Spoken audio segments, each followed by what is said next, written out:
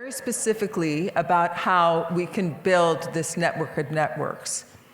We will have on the panel as the moderator, Bani Dugal, who's the principal representative of the Bahí'í international community to the UN. Our panelists will be Ambassador Mussie Hailu, Director of Global Partnerships, United Religion Initiative, and representative to the African Union, Dr. Mustafa Ali, Secretary General, Global Network of Religions for Children, and Director, Arigatou International-Nairobi, Michael K. Young, Professor and former President, Texas A&M University, former Chair, United States Commission on International Religious Freedom, and Matthias Ho, Executive Director, Limina Institute. Thank you so much, and we're looking forward to your comments. Thank you very much, and welcome to this penultimate session. We've had 2 very rich days of discussion, and a number of sessions actually touched upon the theme of this session about building networks and greater networks, and how do we get the most out of the networks that we belong to. I believe there have been networks of NGOs ever since NGOs have existed. However, in the faith context, they haven't existed that long. We do have Religions for Peace and United Religions Initiative and a few other ecumenical groups.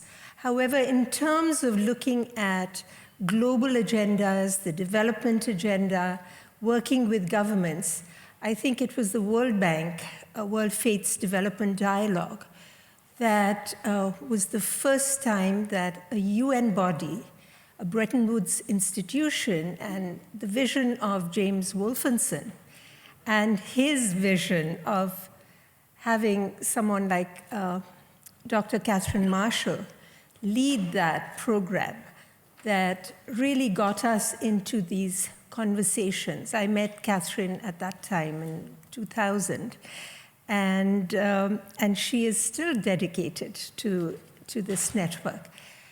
And I think each of us belong to more than one network, and so our conversation today is going to be exactly about that. How are we leveraging the experience we gain in one and the solutions we find in another to advance the agenda.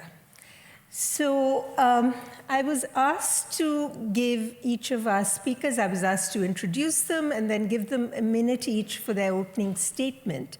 But since we just have 50 minutes, I'm going to ask each of the speakers to, of course, introduce themselves very briefly, but talk about the networks that they engage in. And that would be the framing statement, and then we'll get into exploring some of the questions about how we can advance together. So I start with Dr. Mustafa Ali. I served with him on several, so I think I'm being a little... Thank you very much, Bani. I was hoping that you'd start with the first name on the program, but I will start. And allow me first of all to, when we say network of networks, what do we mean by network of networks? And I guess the most vivid example that we use every day of a network of networks is the internet.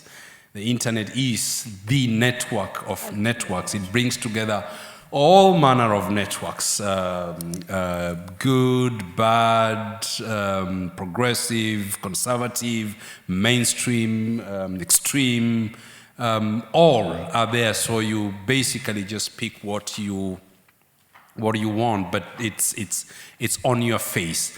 And having a network of networks, you can't really be doing very serious work particularly when it comes to what faith communities are doing or wish to do, and the results that we wish to see manifest if we are not going to work together. And because we are different organizations are formed for different goals and objectives with different mandates. Visions are very different, missions are even more diverse. It is important that we actually meet and cooperate and collaborate. And there are different types of networks, whether it's a network, an alliance, a coalition, all that. For the faith community, it's important to get, the niche. What is it that we want to achieve? When I was starting my work in the interfaith movement, we always had this and were focusing on that which we can achieve together, we must not do alone. And I guess that's what we are doing. The network that I lead, the Global Network of Religions for Children, GNRC, is a network of about 1,500 organizations, mostly at the grassroots. It's a global network, but located at the grassroots, focusing on building a better world for children. And the starting point for us are faith communities, religious leaders and their communities. And when it was inaugurated in 2000 by Reverend Takeyasu Miyamoto, at that time there were so many challenges affecting children. Of course, in 1989,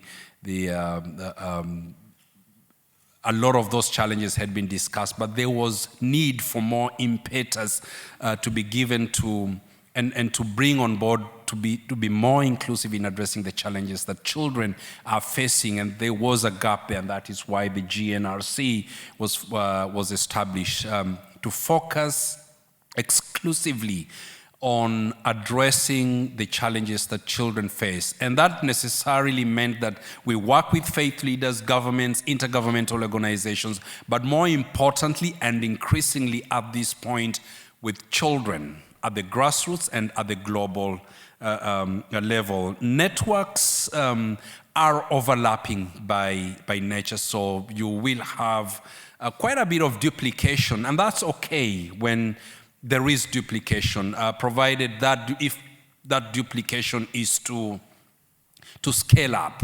But if it's just duplication for the sake of duplication, it becomes not so good. It means that we're wasting resources, we're not using resources properly. And it's always important to start from the work, so having the work before the net. So it's driven by the objectives and the work that people, the networks, are doing. Leveraging each other is a key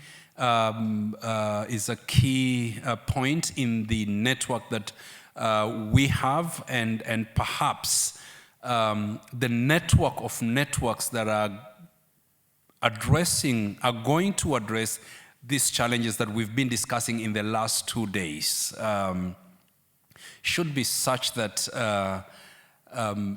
they come from very specific, or there is some specificity in the work and the objectives and the goals in order to contribute to the larger vision of one earth, one family, and one future. And speaking about one earth, there's so many things that are going on in this earth that needs to be corrected. You cannot do it alone. I cannot do it alone. One organization cannot, and therefore the need for networks. And because there are many networks, there is need for a network of networks to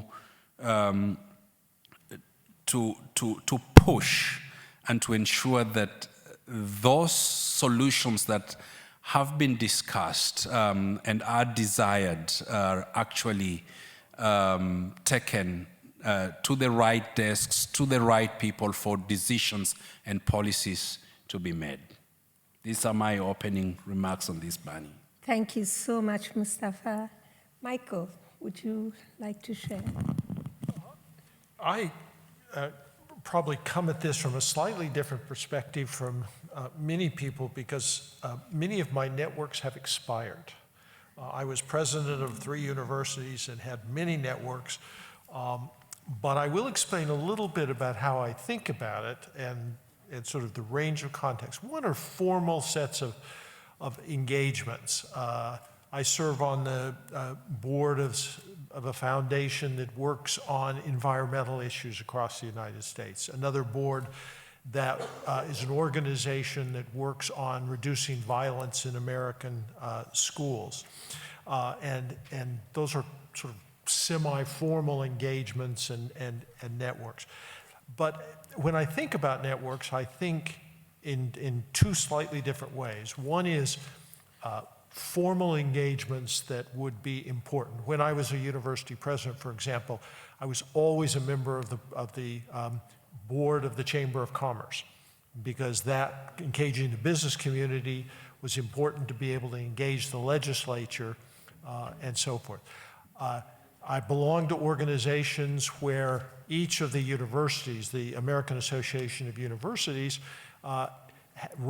represented across the United States the 60 most intense and well-regarded research universities, but we also had contacts because of the breadth of where the universities were located with virtually every senator, every congressman, as we were dealing with issues of university funding, university regulation, and so forth.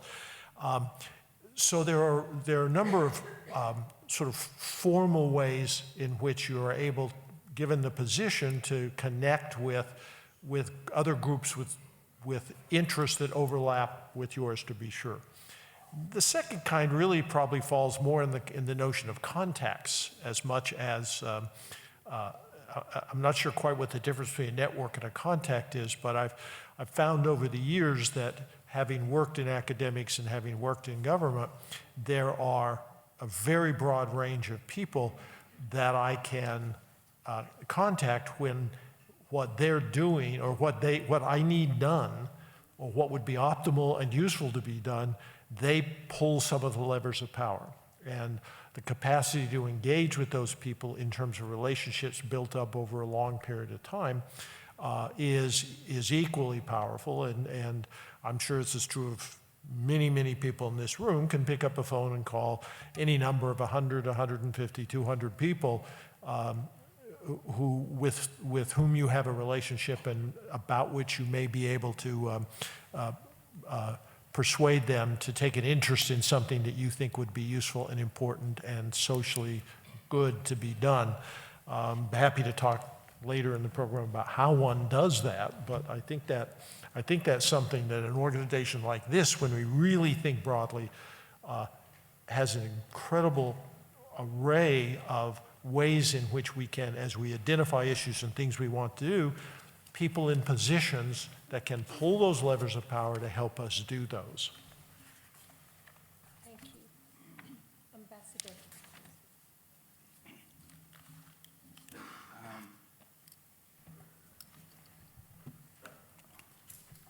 Thank you, Bani.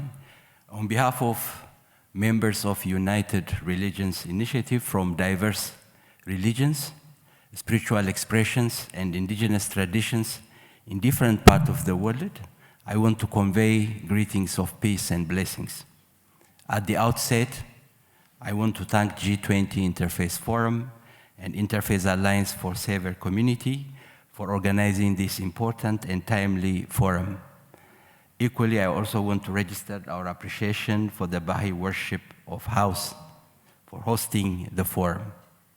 As we gather today, by the grace of the Almighty, may the Creator help us to be in the presence of each other, to pour out the spirit of unconditional love, hope, compassion, forgiveness, wisdom, courage, to understand the interdependence of human beings and to celebrate our cultural and religious diversity, and build understanding among followers of different religion, faiths and cultures, and work together in partnership towards one earth, one family, one future.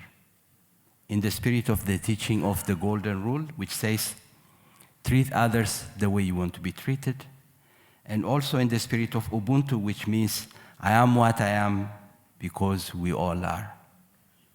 As interfaith and faith-based forum, can I kindly ask you to observe a moment of silence to remember all those people who lost their precious life due to conflict in Sudan and all other parts of the world where there is political instability and conflict. Can we observe a moment of silence, please?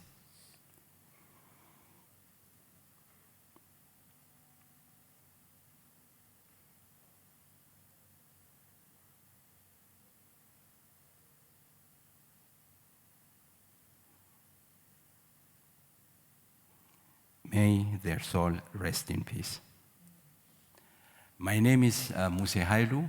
I have a privilege of serving as a regional director of United Religions Initiative for Africa and representing URI at the Africa Union and United Nations Office in Africa. Previously, I was serving as director of Global Partnership.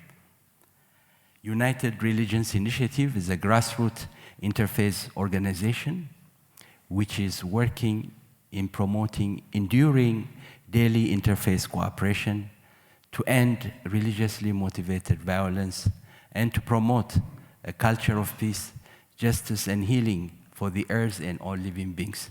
We have members in over 112 countries. We are working very closely in partnership with so many UN agencies, interfaith organization, faith-based organization, value-based organization. For URI, our principle number one is a bridge building organization. We build bridge, bringing policymakers and grassroots activists together to create a better future for this generation and generation yet to come.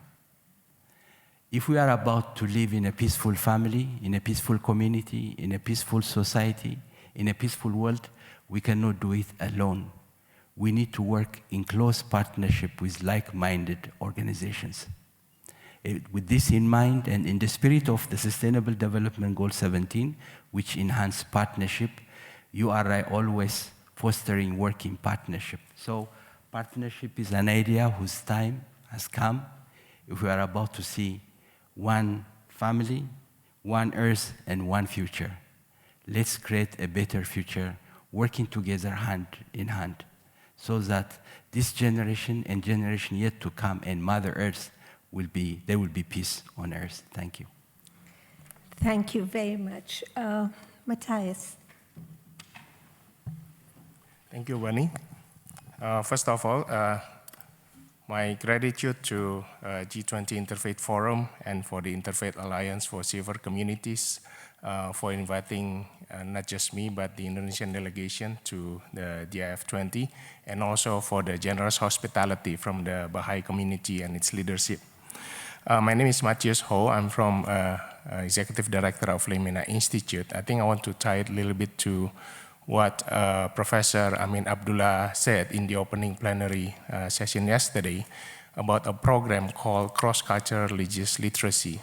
It's a program that we initiated at Lemina Institute about 1.5 years ago. We designed it as a training program for teachers, actually for madrasah and school teachers from K to 12, which the basic idea is actually quite simple, how to actually try to build the competencies and skills to build a more peaceful coexistence and collaboration in a multi-faith society. Why we focus on the teacher, so that the teacher can then teach the students. So we began with that very simple concept, and then within less than 2 years, as Professor Abdullah said yesterday, we have so far more than 4,500 teachers already graduated from the program, and it's still continuing. The program is still running like once about every 2 weeks. and the teachers came from all 34 provinces in Indonesia. So if you know Indonesia, the distance from the east to west is about from London to Doha, so it's quite far. So we are quite excited about that. Why I mentioned about the program is because actually Lemena Institute couldn't have done it without our partners. So that's why this topic, this session is very dear to our heart. It's actually the key to our success in a way. Because the delegation that are here, my fellow Indonesians here, all 5 of them actually just a small representative of the partners that we have in this program. And my fellow Indonesians here, actually they come from, you've met all of them, I believe. There are senior government officials and also leaders of civil society organizations, Muslim organizations in Indonesia, 2 of the largest, that collectively, actually they are leaders of organizations that have more than 100 million members. So Lemena Institute is actually just a small speck of dust compared to all of them. But that's why from the beginning when we began this program, we realized that it's impossible for, not just for Lemena, but for anyone to try to tackle a huge problem, not just education, but that's why from the beginning we are thinking that right now we have about 20 partners, institutional partners, including several universities, religious institutions, and also the Ministry of Law and Human Rights in Indonesia. So it's a network of networks, but also we are focusing, I mean, of course the program is focusing on the teachers, but then the program itself, actually from the beginning, it is a strategy to try to develop a platform so that we can discuss a lot of other issues. Because the primary, in a way, actors in there or beneficiaries are not just the teachers, but actually the institutional partners. Because we know that there are so many expertise and influence in those, our institutional partners, that actually they want to work together, and we are always looking for ways how we can collaborate to tackle like the poly-crisis that Catherine mentioned yesterday. And actually a lot of the topics being discussed in IF20 in this meeting, a lot of them actually very relevant, not just for our institutional partners in this program, but also for the teachers. I mean, how can we, for example, can we translate the principles of trying to stop the human trafficking, even starting from K to 12? What are the principles that we can do? So in a way, we are trying to build an infrastructure so that we can actually bring together the expertise and also try to think together how we can implement the big solutions or the big ideas that have been discussed in program like this. So that's why it's a network of networks in a way. That's what we are doing, and for us, we are actually looking now our network not just as a network, but I think more like an ecosystem. That's a paradigm that we are trying to train ourselves to see that we are actually an ecosystem, and that's a very helpful concept for us, which I'll be happy to discuss it a bit more further. Thank you. Thank you very much, Matthias. As you all know, I represent the Baha'i international community to the UN, and I've been doing it for close to 30 years now. And the Baha'i international community itself is a network of its national affiliates. We have Baha'i communities in over 200 countries and territories around the world. And so in one sense, I am representing that huge network to the UN.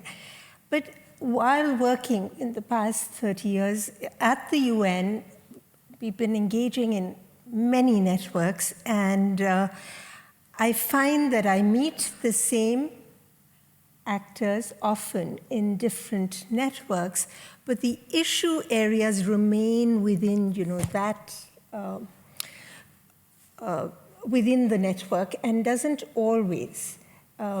Our concerns, etc., aren't taken to some of the other spaces in which we are engaging.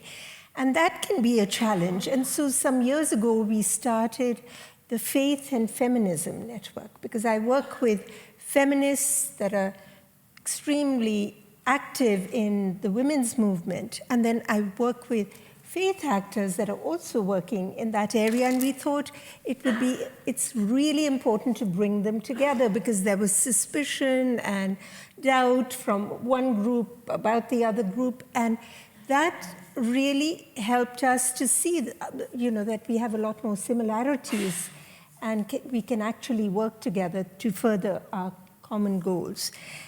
Similarly, there's the NGO Working Group on Security Council, which I'm a co-chair, and we have a number of faith-based organizations. But other than talking about what the faith-based, their organization is doing on the grassroots to help with conflict situations, we don't see them advocating alongside the other peace and security organizations to further the Security Council's agenda. So I think while, Mustafa, you talked about overlap, there is also this issue of not taking the agenda and moving it along at a much faster pace. So in that light, my next question is, how can we further our common objectives in effective ways? And because our time is short, I'm going to wrap in the second question that I want to ask you about how we might have, what links can be forged with other initiatives and networks in the context of global and regional action on the SDG framework. So Thank you, Bani. You two questions: scaling up and getting the agenda to the tables that offices that are supposed to be looking at those and acting on them, and the kind of links. Very quickly on scaling up, I think it was Rabbi Diana who spoke about in this morning's panel spoke about. It's not just about protests and demonstrations, and it's also about, and very critical, lobbying, getting what needs to get that brief or agenda to the right office, whether it's the political leaders or heads of institutions that are leading various institutions, intergovernmental institutions, and therefore the need for advocates and lobbyists in the right places. What we've seen working in our network, the GNRC network, is at the very grassroots level, and grassroots can also mean national in this case, is we have faith leaders that are champions for children's issues. And so they take these messages to either the head of state or the minister responsible for education and all the other areas that are affecting children. And that helps a lot, because I mean, our secretariats are very small, and we cannot do everything that we need.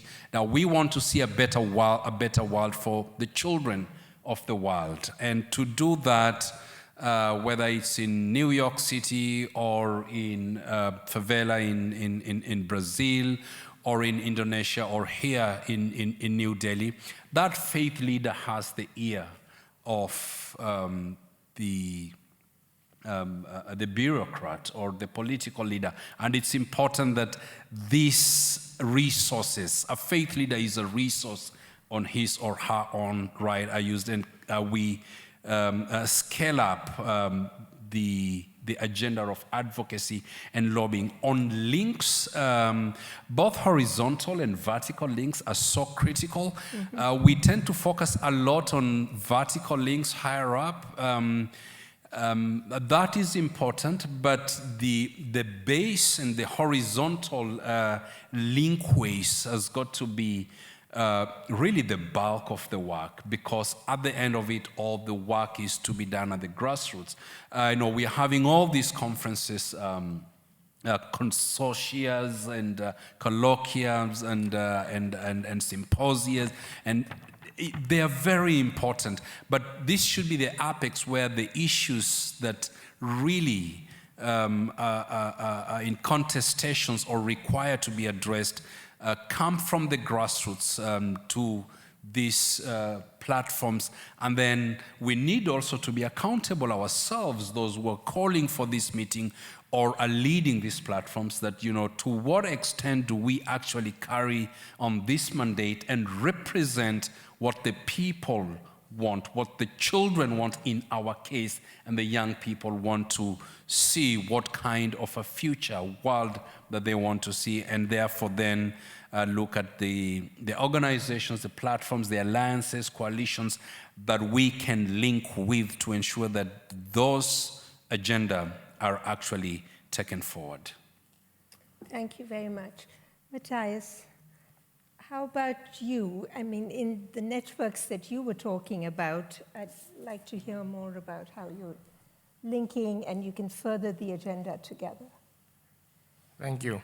Yeah, I think one of the key realization from the beginning for us is to start thinking, seeing that we need to find where is our position, our role in this network of networks. So that's why I mentioned about ecosystem, why ecosystem is actually a helpful concept for us. And actually, there is a growing research in the management right now in terms of business ecosystem, because then we have at least some analogy in the nature where in an ecosystem, actually everybody has a role. And everybody has a very important and indispensable role. But I think one of the scholars put it quite interestingly. He said that, well, but the challenge is how to move from ecosystem to ecosystem. In a sense that because in an ecosystem, it's hard to find who is the center or who is on the top. So that's why from the beginning, I think for us at the Limena Institute, for example, there is no way, I mean, for us, if we try to see that we are at the center or on the top of some of the civil society organizations represented here from Indonesia. So we know from the beginning that we simply need to find where is the gap that we can play in that ecosystem that can help enable further these excellent organizations, scholars, and the government even, to help them take another step closer to the solution. And then now, I think it's, for us, maybe it sounds very simple even for us, but one thing that we also see is that sometimes in a non-profit and civil society activities, because of our commitment, which is very good, and also the expertise in terms of dealing with the issues, sometimes the aspect of management is left behind in a way that how we manage the network of networks. For example, in terms of the ecosystem, there is now, for example, from the management perspective, one of the important things is that how organization can transform ourselves in this new paradigm of ecosystem. What does it mean in terms of the strategy for the organization in an ecosystem? What does it mean in terms of our relationship with the other organization? And also in terms of, for example, in our operation. Because for us, for example, we need to operate with different NGOs, different religious institutions, and then each of them have a different operation method, but then when we work with the government, they have a different bureaucracy that also have a different model. So I think, I mean, with that, trying to answer your question, one of the things that we learn is that I think for us as an organization to help further our accomplishment to come together to the solution is that maybe, at least for us in our organization, we try to see that what else we need to develop our capability as an organization so that we can serve better our ecosystem. And I think if more and more organizations are taking that initiative, I think maybe there will be even further progress on that. Thank you. Thank you so much. Ambassador Hailu, at the level of the African region, I know you have been working with a number of networks, whether it's in the context of UNEP or other, the African Union. How are you forging these links in order to further the SDG agenda?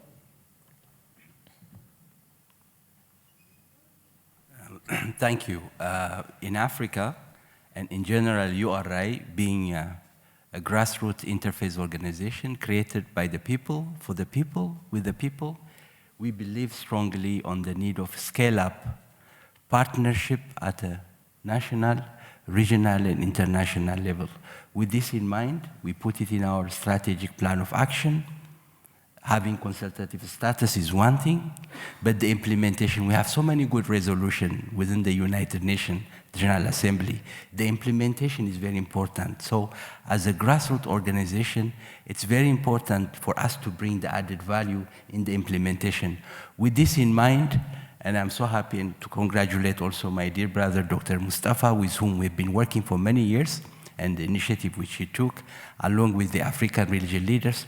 One good example, within the African Union, which is a member organization for 55 member states, there was initiative being taken to establish what we refer now as Africa Union Interfaith Dialogue Forum. The fear of the unknown, what's causing the problem. We need really to work diligently to expand the shrinking space of civil society and faith-based and interfaith organization also to bring their moral and spiritual dimension and to be a partner with intergovernmental organizations. Also, the role of traditional leaders, elders, need to be on board. With this in mind, we sign MOU with the African Union, and we bring the traditional leaders, artists, women, indigenous movement and organizations to work in close partnership, because URI being a bridge building organization, this is exactly what we are doing and enhancing that partnership. And here I would like to say, it's not a choice, it's a must partnership.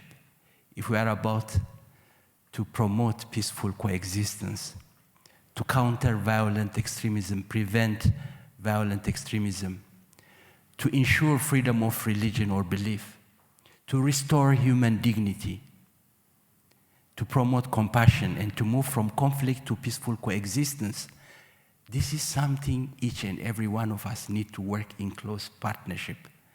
With this in mind, if we work together, the future is in our hand. And URI is exactly what's doing, not only once in a while, in a daily, enduring interface cooperation. With this in mind, we sign MOU with a number of organizations. The lists are long, so we enhance that. Thank you. Sorry, I would like also to say thanks to G20, especially Professor Cole and the team.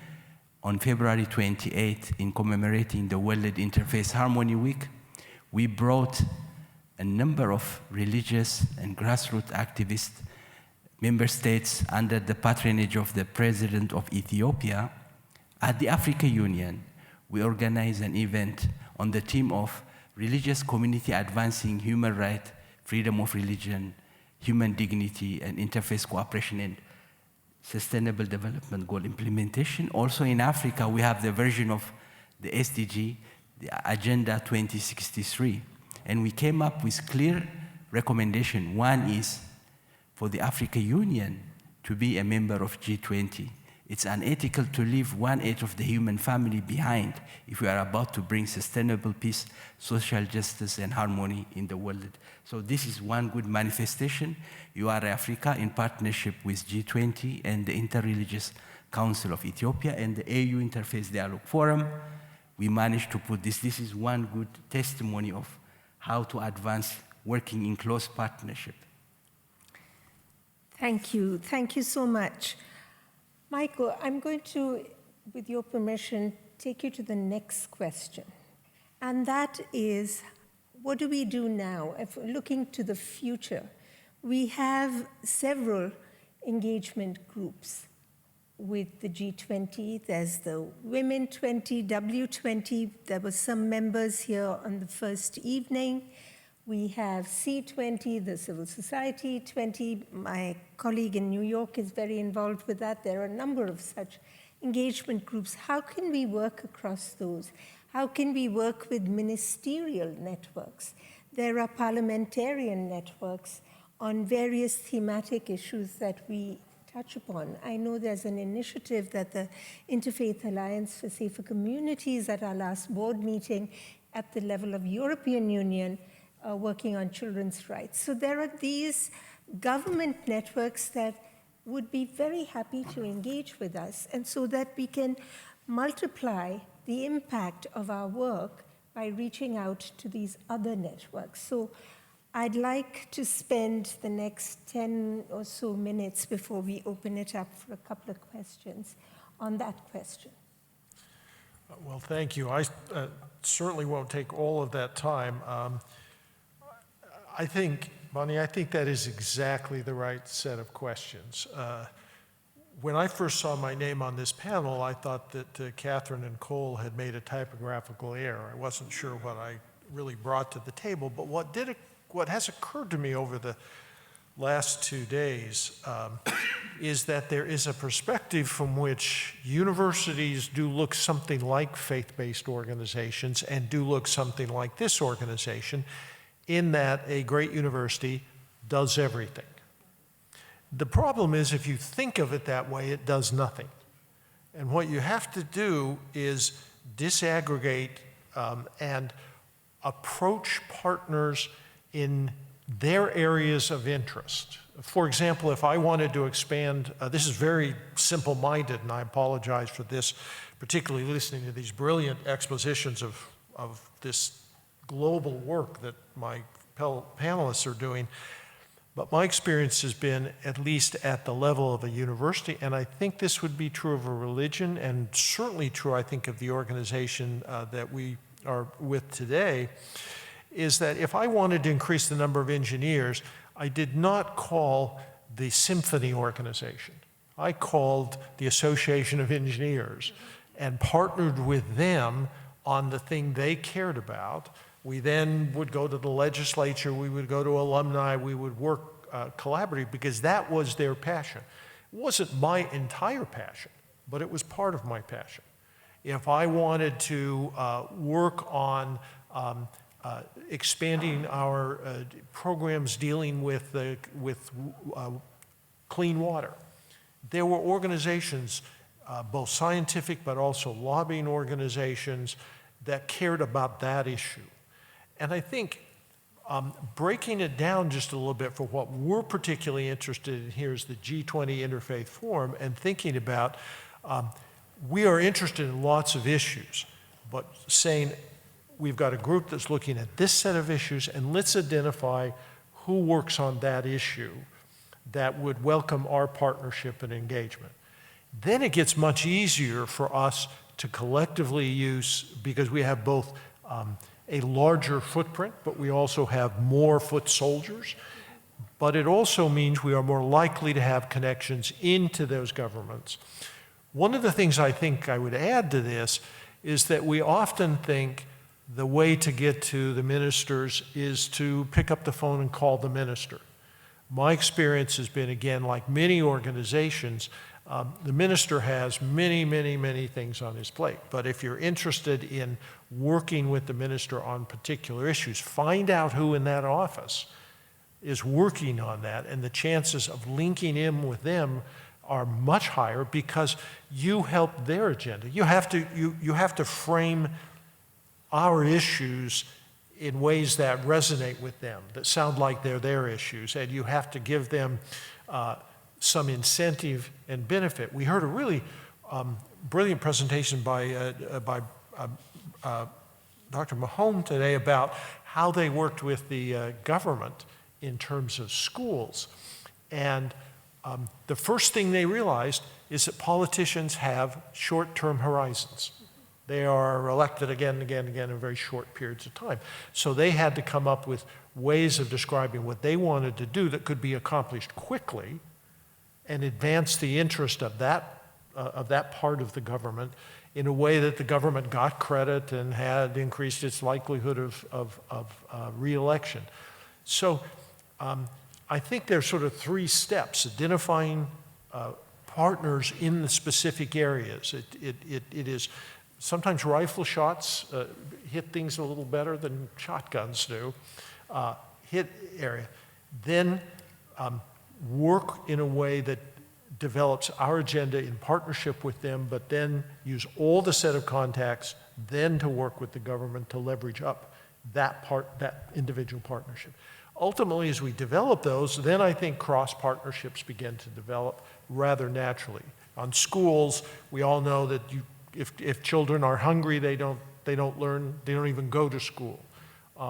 We heard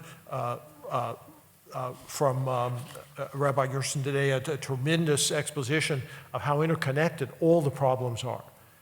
But if we start with the interconnections, there are groups like ours that are looking at all the range of interconnections. It gets harder to get something done.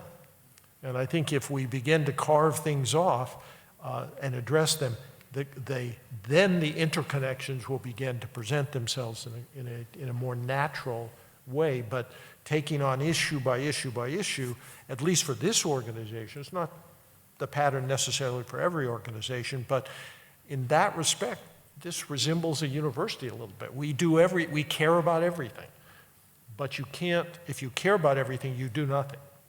And I think we need to, as a very practical matter, kind of begin to move a little bit beyond that. And I think that then will circle around and get us in a position where we can do everything.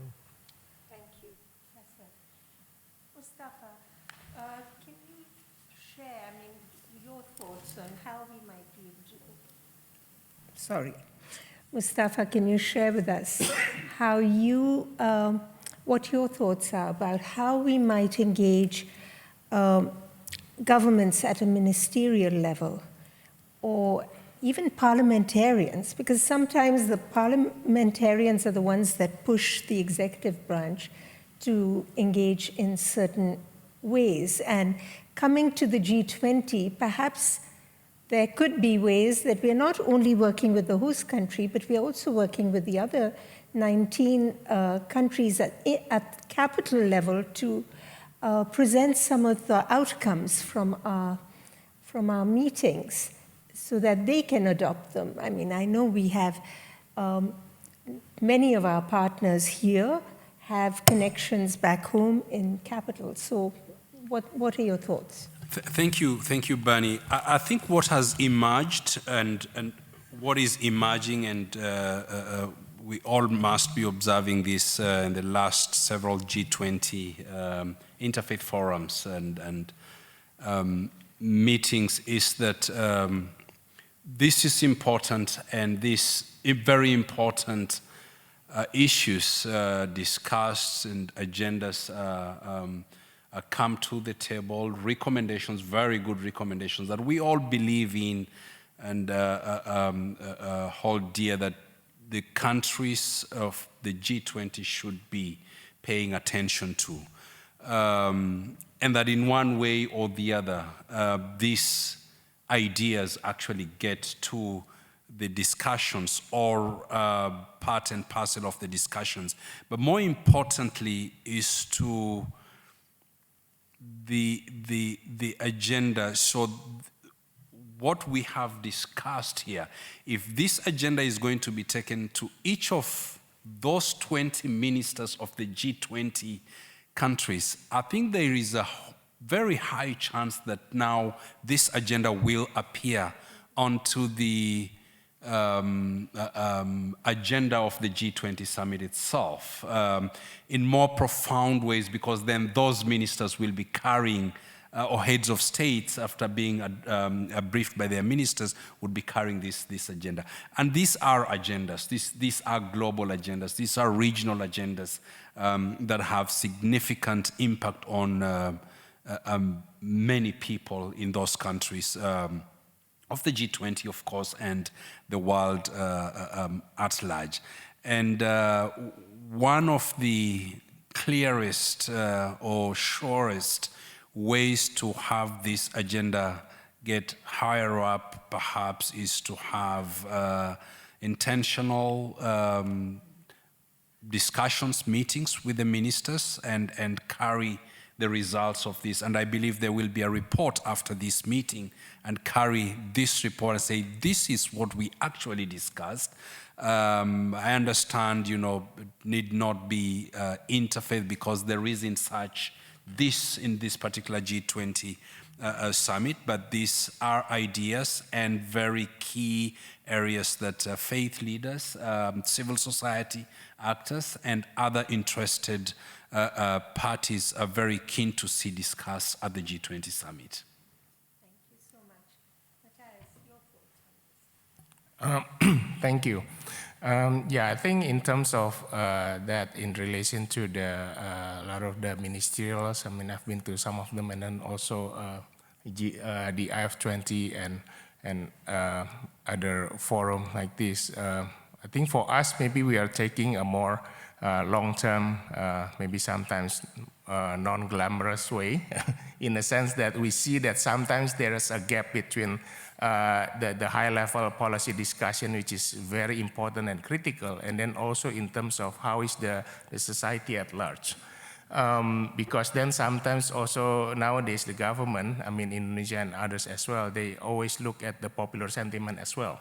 I mean, those big issues may be discussed in a big forum, but then when they go back in terms of the domestic politics, they will see that in terms of the society, is there actually a popular support for such things like that.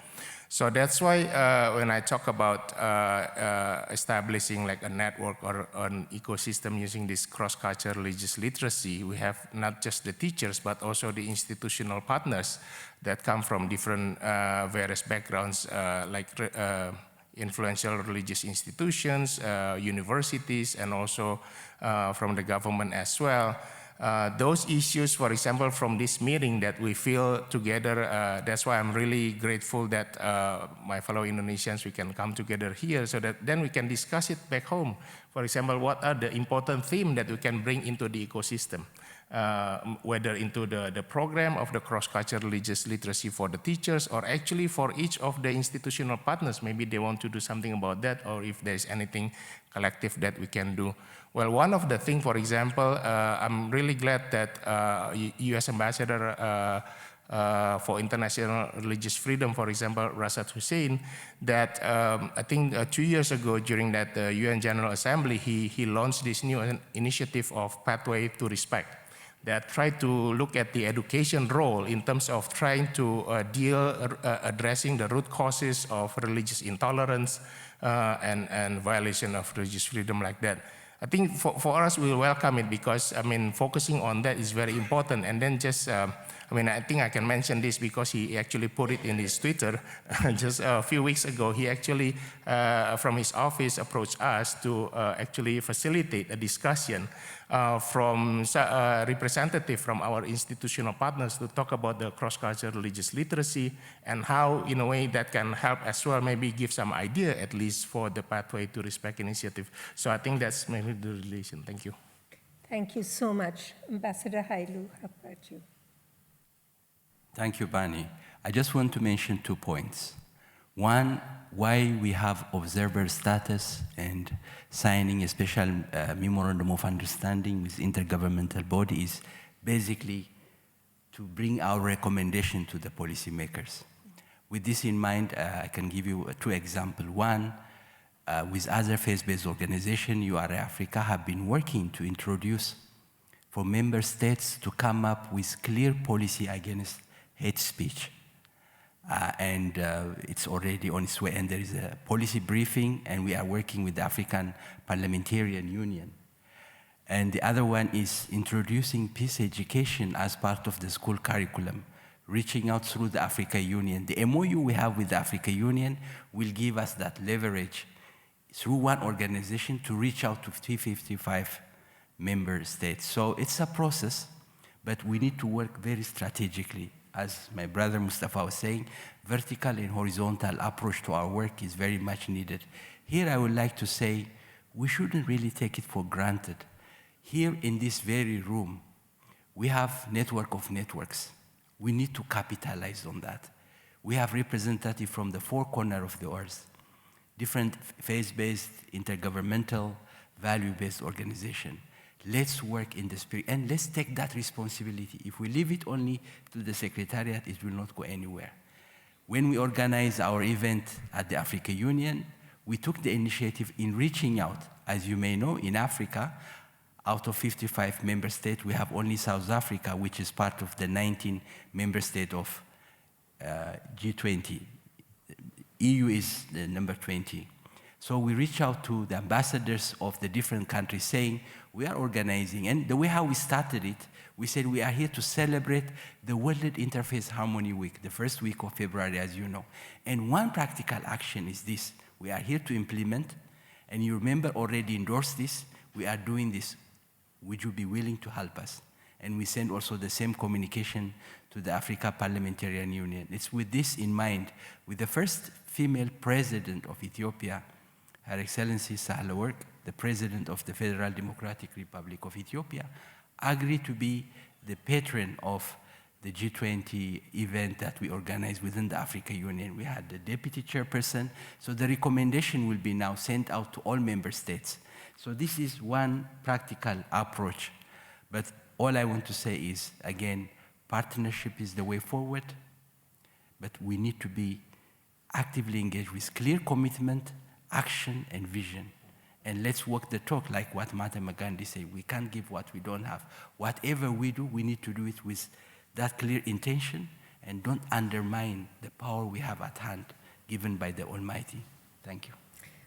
Those are some inspiring words. Thank you, Ambassador Hailu. And I know we are coming on to the hour, but we had a late start, so I don't want to miss any suggestion that someone in the audience might have. I'm not taking any questions for the panelists, but if you have any ideas on how we can network better, I'd love to hear, and I'm sure all of us would love to hear your thoughts. Anybody at all?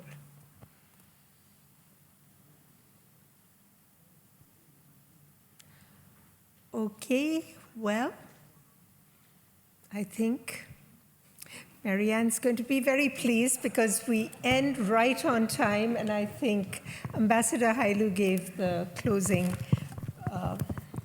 remarks. Thank you.